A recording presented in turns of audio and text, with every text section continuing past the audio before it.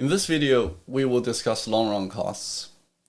You will realize that the modeling framework is very similar to our model of consumers' cost minimization problem. In the long run, the firm is able to freely adjust all of its inputs. Suppose I am an aspiring entrepreneur who wants to sell cupcakes. And if I want to sell baked goods over the weekends in the farmer's market, then I will purchase and rent very different equipments comparing to an alternative scenario where I want to open a major bakery in town. When I am still discussing the choice with my roommates in my dorm, then all of these costs are variable.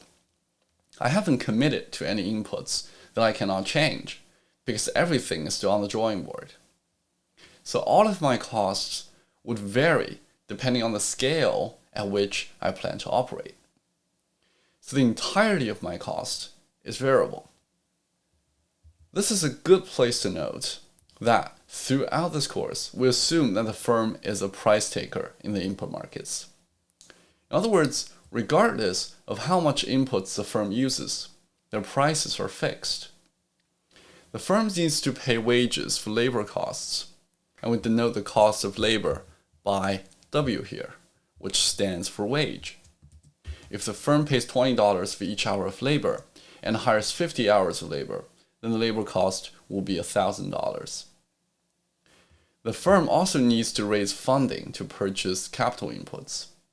They can do this by taking a loan, issuing a bond, or exchange funds with equity. All these means are costly, and the costs are somewhat equivalent to paying an interest. So as a general approximation, in a simple model, we assume that the firm just pays a fixed net interest rate, or R, on the capital. For example, a 10% interest on the $100,000 loan for capital would be $10,000. So R would be 10%, K would be $100,000, and the cost of capital would be $10,000.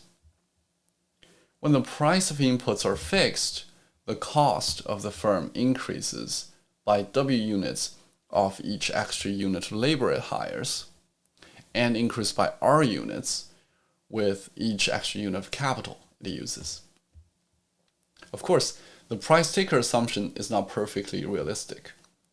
As the entire airline industry flight less airplanes and less routes during the coronavirus lockdown, the demand for aviation fuel decreases, and the fuel price drops.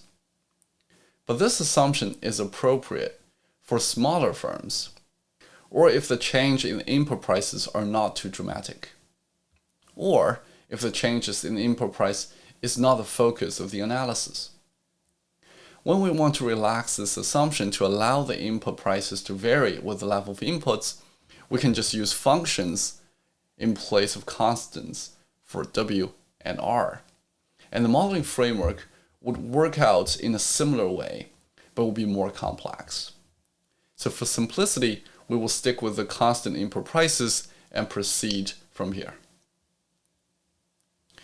If a firm has a fixed level of costs, let's say C bar here, to spend on two different inputs, labor and capital, then we can spend it in many different ways as a firm. We can use it all on labor, or use it all on capital, or some different combinations of both. In fact, we can describe the combinations of inputs L and K that incurs the same cost by this particular expression here. And to illustrate the relationship and plot it, we can isolate out one of these inputs and write it as a function of the other.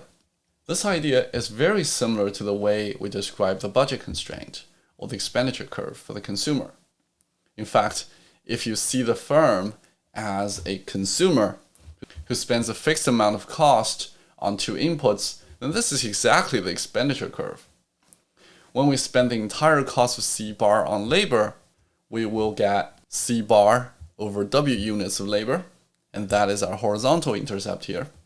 If the firm spends the entire cost on capital, whose price is R per unit, then that will give us the vertical intercept of the curve. And given constant prices, any combination between these two intercepts will all incur exactly the same cost of C bar. The slope of this curve will be minus W over R, the price of the horizontal good over the price of the vertical good. Exactly the same idea as the expenditure curve. You can also see it from this expression here that the intercept of the curve is C bar over R and the slope is minus W over R. Because this curve describes all the input combinations that incurs the same cost, we call it the isocost curve. All the properties of the isocost curve are the same as expenditure curves. When the prices are constant, the changes in the cost simply shift the isocost curve in a parallel fashion. This graph here illustrates three different isocost curves. When the prices are fixed, the slopes of the isocost curves don't change. So different cost levels at $3,000, $2,000, and $1,000 simply shifts the isocost curve downwards with different intercepts, but the same slope. This graph also shows an isoquant curve that represents 100 units of output. Now imagine that you're a production manager, and the firm just landed a contract to sell 100 units of product to a client. So as a production manager, your job is to figure out how to fulfill that order. You can choose how much of each input to use, but the bottom line is that you have to reach this goal of producing 100 units of output, given some underlying production function represented here by this isoquant curve. So how would you choose your inputs? And what would be the minimum amount of cost you have to spend? Would you choose any input combination on the lowest isocost curve here? Well, no, because there's no possible input given this budget that will help you reach that output level they have to get to. But would you choose any input combination on this highest isocost curve? Well, many of the combinations will be able to reach the output target, but the cost is too high. We can definitely improve on that by moving a little bit down below towards the lower left corner. The optimal input choice would be the one that minimizes the cost while also reaching this input target. And that will be represented by an isocost curve that is just tangent to the isoquant, or our tangent point little x here on this graph. And the minimum amount of cost you will have to spend to fulfill this production goal will be $2,000. You will notice that this is exactly the same expenditure minimization problem that we have solved in the consumer's choice models. And a necessary condition for the optimal choices in the interior solution is just the tangent condition. In this case, the tangent condition is dressed up a little bit differently, which says that the slope of the isoquant, which is the marginal rate of technical substitution, is equal to the slope of the isocost curve, which is minus W over R, or the price of the horizontal input over the price of the vertical input. Once you write out the marginal rate of technical substitution in terms of marginal products, the condition looks like this. You can also rewrite this expression a little bit into the format of per dollar marginal product, which says that the marginal product of labor for every dollar you spend on labor should be equal to the marginal product capital that you will get by spending each dollar on capital. Now we can put this problem side by side with the expenditure minimization problem, and they are essentially identical to each other, except for some changes in the notations. The objectives of both problems are to minimize some cost of a particular bundle, a bundle of goods or a bundle of inputs, by just choosing their quantities. The constraints of both problems are the inputs or goods that you choose will have to deliver a certain amount of output. It may be an output in terms of utility or an output in terms of production. And the necessary conditions for the optimal choice are exactly the tension conditions. In fact, if we look at this graph from far away and then I hide all these labels, then you probably won't even be able to tell which problem this is. This is because their mathematical structures are exactly the same. Now let's take a look at how we can formally solve the cost minimization problem of the firm given a general production function.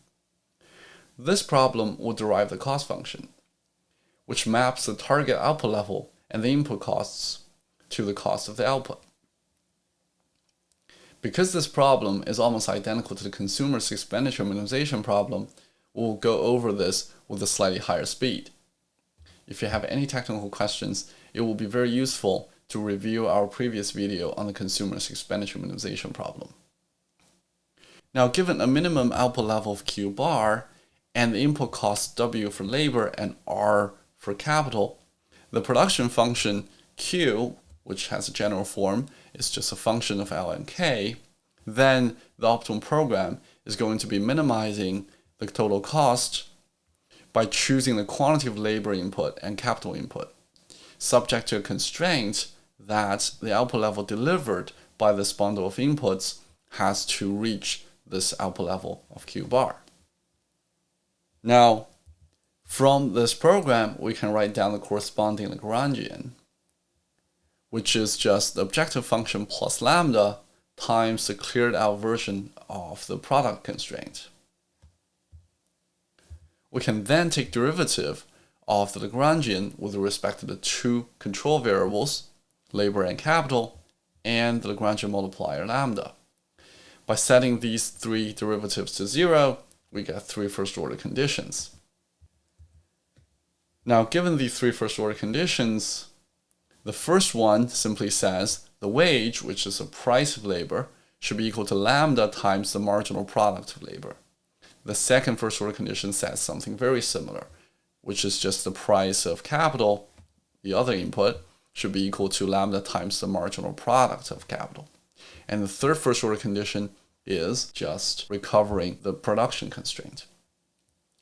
Now, given these first-order conditions, we can try to solve for the endogenous variables, labor and capital, that minimizes the cost.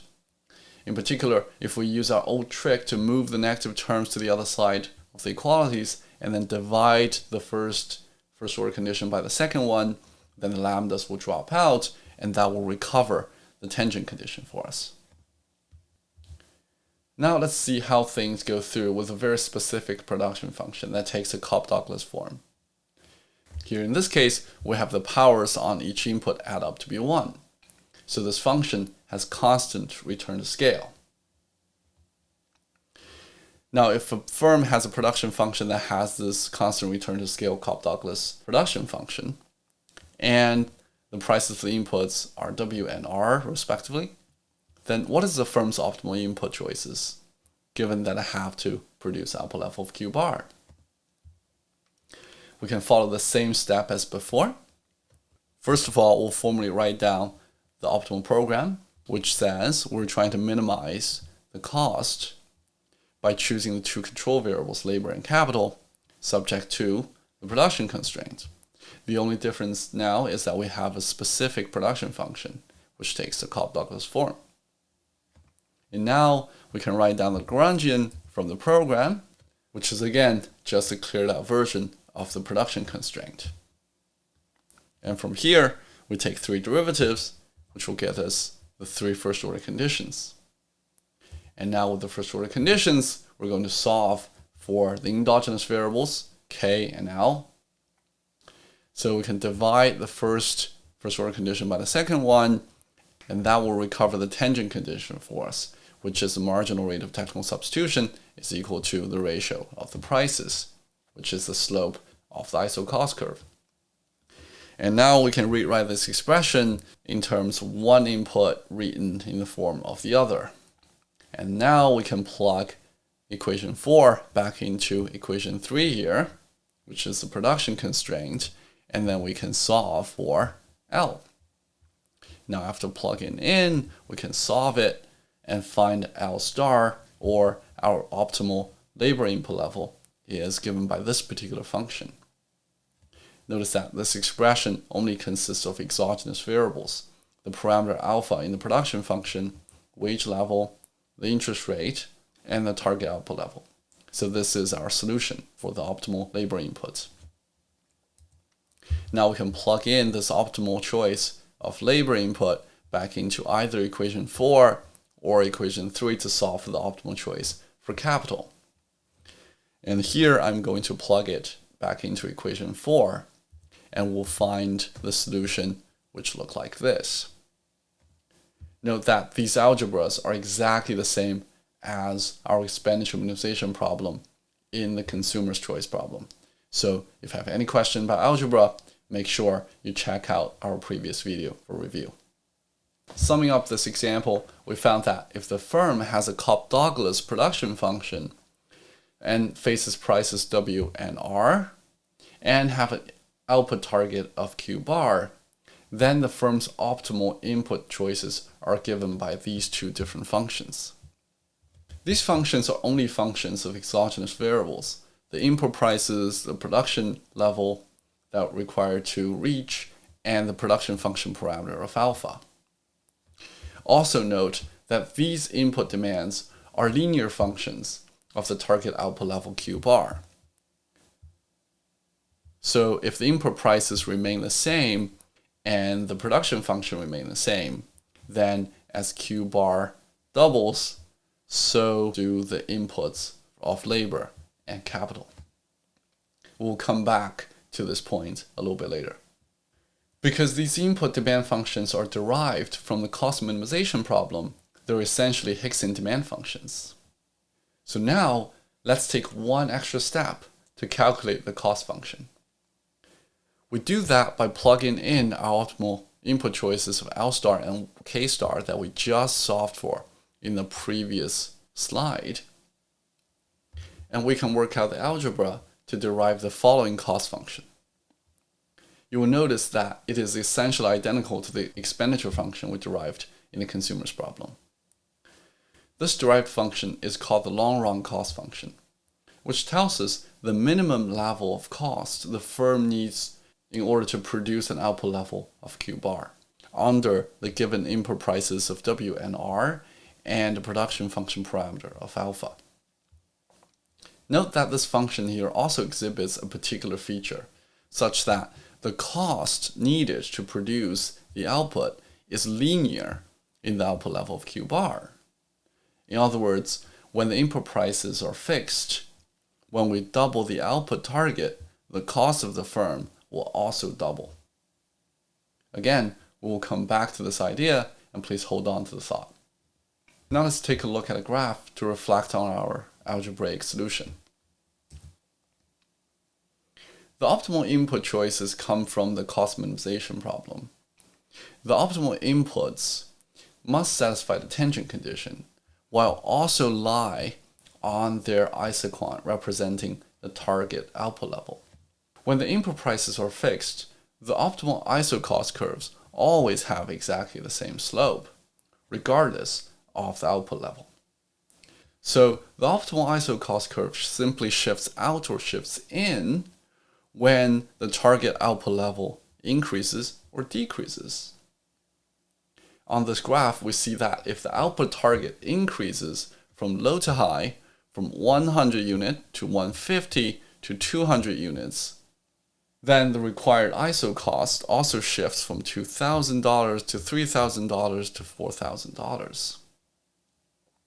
And the optimal input bundle expands out from point X to point Y to point Z.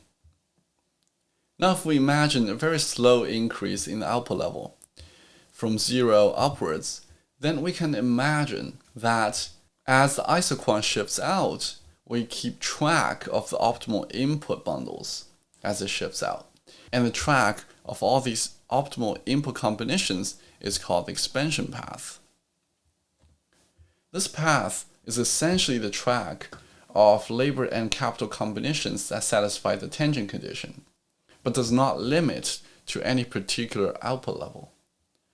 So, in fact, if we look back to our solution, equation 4 here, which reflects the tangent condition and the tangent condition alone, is exactly describing this expansion path here. Once we couple this expansion path, which is equation 4, with the isoquant, which was equation 3, that gives us a particular isoquant curve to look at. Then we can find the optimal input choices. When we focus on the relationship between the target output level, Q, and the minimum required cost, C here, we can plot them directly on the two axes of a graph instead of looking at them like this that are represented indirectly by the isoquant and the isocost. So on the right-hand side graph, we are essentially omitting the input choices and pushing them to the background of the graph. And we will see essentially the same information reflected on this graph, just like what we saw on the left-hand side graph. Just like the graph on the left-hand side, as the output level increases, the required cost also increases. As the output level doubles, the required cost also doubles, just like the solution we obtained in the previous example. Certainly, we cannot expect the cost to always double when the output target doubles. Sometimes, when we double the output level, the cost may not need to double. So the average cost actually goes down as the output level increases. Think about the large car manufacturers who operate at a huge scale to produce thousands of cars per day at relatively low average cost. This is a case we call economies of scale. And in some other cases, as we double the output, the cost may more than double, although we're doing the best we can by choosing the optimal inputs, that is. In this case, the average cost becomes higher as the output increases. Then we have a case of diseconomies of scale. It turns out that these properties in the cost function is exactly corresponding to the return to scale properties of the production function. And let's look at that relationship now. If a firm has a production function with constant return to scale, just like a Cobb-Douglas production function example we just solved, then the firm needs to exactly double the inputs when they double the outputs, exactly like what we saw in the solutions. And that's exactly the definition of constant return to scale. In that case, because we need to double the inputs to double the output, so the cost must also double when the output is doubled. And this means that the cost function must be linearly increasing in the output level, starting from the origin, just like the graph we saw on the previous slide. This is the only way that the cost on the y-axis will always double whenever you double the output level on the x-axis. If the cost curve is straight, then the marginal cost must be constant, because it passes through the origin and is straight. So the average cost must also be a constant, which is exactly the same as the marginal cost. For a different case, if the production function exhibits increasing return to scale, then doubling the input can more than double the output. This means that if we want to double the output, we actually don't need to double the inputs. And that means the costs don't have to double. And that means that the total cost curve is actually going to be concave. In other words, it will bend down like this. To see why, I marked a reference point here in pink, which references double the cost when we double the output level. And in this case, because the cost is less than doubled when we double the output level, so the cost we actually have to incur in this case must be lower than this pink reference point. And therefore, the cost curve must be bending downwards like this, and therefore it is concave.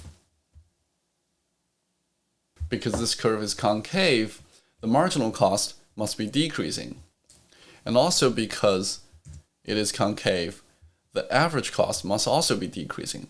If we draw a ray from the origin and point towards different points along this curve, you can see the slope of that ray always decreases. In this case, we say the cost function exhibits economies of scale because the average cost decreases as the scale increases. The last case is very similar, but in the opposite direction. If the production exhibits decreasing return to scale, then doubling the input cannot double the output. This means that if we want to double the output, we will have to more than double the inputs, which means the cost will have to more than double. This means that total cost curve must be convex and bends up like that, relative to our reference points that doubles the cost when the output level is doubled. This shape then implies increasing marginal cost and also increasing average cost. In this case, we say the cost function exhibits diseconomies of scale. Lastly, in this video, let's discuss the connection between the long run and the short run cost curves. We'll start by talking about an example. Let's zoom into this graph. Let's say that you and your roommate are discussing opening a cupcake shop in town, and you don't think the business is going to be very big. Say that you think you will be able to sell 100 cupcakes every day. So how would you choose the equipment to get and how many hours of labor to hire? Well, if the production function is described by these isoquants, and the input prices are represented by the slope of these iso cost curves, then you would choose a point X here, which minimizes your cost given that you'll be able to produce 100 units of output every day. So your minimum cost will be $2,000 when you operate here. Note that one of the reasons you can choose this combination of inputs according to your output level is because everything is still on the drawing board. You haven't committed to any long-term lease for the space of your shop, and you haven't bought any equipment you can return. So you're free to choose both capital and labor. Now let's say that you go ahead with this plan, but 2 months into it, you realize that your business is a huge success. The demand is actually much stronger than you expected, and you're actually selling 200 cupcakes a day. So you will have to make 200 cupcakes instead of 100. Obviously, the original input combination at point X just won't deliver as much output. So how would you adjust your inputs to deliver 200 units of cupcakes? As a thought experiment, imagine that you already committed to all the capital inputs, such as the space and the equipment. Then you won't be able to adjust K at all. In this extreme case, you can only adjust your labor inputs to bump up your output level. So that would mean that you have to work with the small scale equipment and a smaller shop and just work day and night or hire more shifts of people in order to bump up the output, which will put you at point Y here at the same capital level, but will be able to deliver this output level of 200. And at this particular input combination, we will be sitting at this ISO cost curve, which will incur a cost of $4,616. Well, if you had expected this when you were thinking about this business in the first place with your roommate back in the dorm, would you choose this input combination at point Y here? Well, no. You would have chosen point Z here, with a higher level of capital and a lower level of labor. So in this example, perhaps you will have a bigger shop and more advanced equipment to produce at scale. and you'll perhaps use less hours of labor. And your cost would have been $4,000 instead of $4,616. In other words, what we're trying to show here is that from the point X here, the short-run expansion and long-run expansion in output look very different. In the short run, because you're locked down to one of the inputs, the expansion path in terms of input will look like this, where you can only expand your output by increasing the labor input dimension, but not changing the capital input dimension. Whereas in the long run, because you're free to choose both inputs, you can move up the expansion path like this by choosing both capital and labor. And certainly, you'll probably be able to reach a lower cost. To see this point in reverse, let's say that you and your roommate started out planning for this point Z here to produce 200 units of output.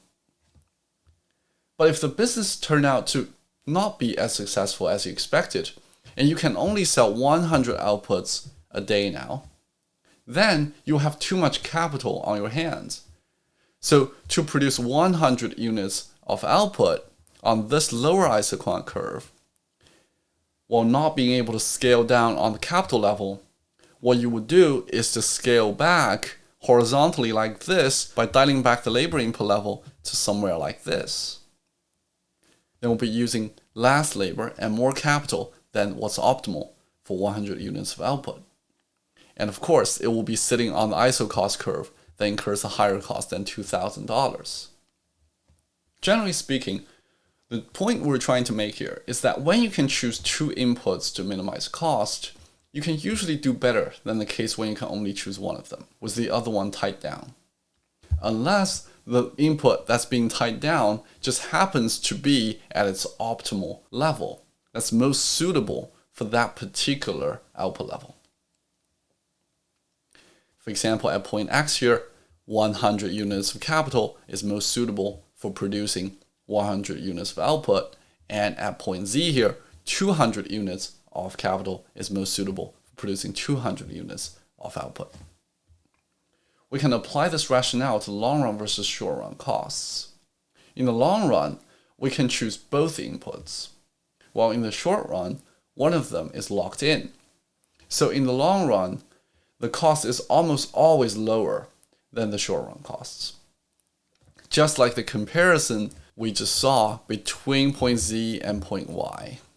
In the long run, we would have chosen point Z, but in the short run, once we're restricted to a particular input level of K, unless we had picked 200, the cost is going to be higher than what's optimal in the long run. Because the short run total cost of producing the same output level is higher than the long run total cost, the short run average cost is always higher than the long run average cost, except at the output levels that just happens to be optimal. We can represent this insight by using graphs like these. Because the long run average cost is always lower than the short run average cost, the long run average cost curves will look like a container that holds up all of these different short run average cost curves from down below, especially in the upper panel here. This is why we usually describe this observation as the long run average cost is the lower envelope of the short run average cost curves. There are many different short run average costs here on these graphs. And that's because each one of them corresponds to a different level of the fixed input that the firm commits to in the short run. Let's zoom in to this upper panel to see this point a little bit better. If the firm initially plans for an output level of Q1, then in the long run, it would choose inputs tailored to the output level of Q1. And if the output level is indeed at Q1, then the choice of the fixed cost is optimal, and the short run cost will be the same as the long run cost at point A here. This is just like point X or point Z on the graph we saw on the previous slide, where the long run and short run inputs coincide. But once the firm makes the decision, some inputs become fixed. and then we're operating in the short run. So the firm will be operating on the short run average cost curve. That is ideal for this output level of Q1.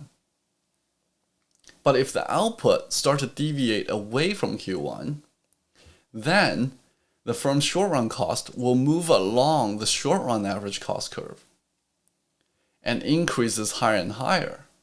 In particular, if the output level goes up to Q2, then the firm who's expanding on only the flexible or adjustable inputs will have a higher cost represented by point D here, as opposed to an ideal situation of point E here that has a much lower cost. Had the firm planned for this higher output level of Q2, they wouldn't commit to the fixed inputs in a way that they would for the level of Q1. But then once they commit to this higher output level, they will be operating on a different short run average cost curve, which is short run average cost curve 2 here. And in that case, if they want to produce the lower output level of Q1, their cost wouldn't have been point A here anymore, but instead it would have been point B. Similarly, if the firm expects the output level would be an even higher level, let's say here, then the firm would commit to input levels differently, and then that will make them operate in the short run average cost 3 here. And that will have different implications as the firm needs to scale down or scale up in the short run. On this lower panel graph, we can see that the same idea applies. Each short run average cost curve corresponds to a different optimal output level at 200 or 600 units. But as the output deviates from these ideal points, the short run cost rises up faster than the long run cost. One observation you probably have made by comparing these two graphs is that the long run average cost curves have different shapes. On this top panel, the firm has economies of scale when Q is lower than Q2. The average variable cost goes down in the long run. But eventually, once output level goes above Q2, the average cost starts to go up, exhibiting diseconomies of scale. On the lower panel, the firm has the same long run average cost regardless of the output level.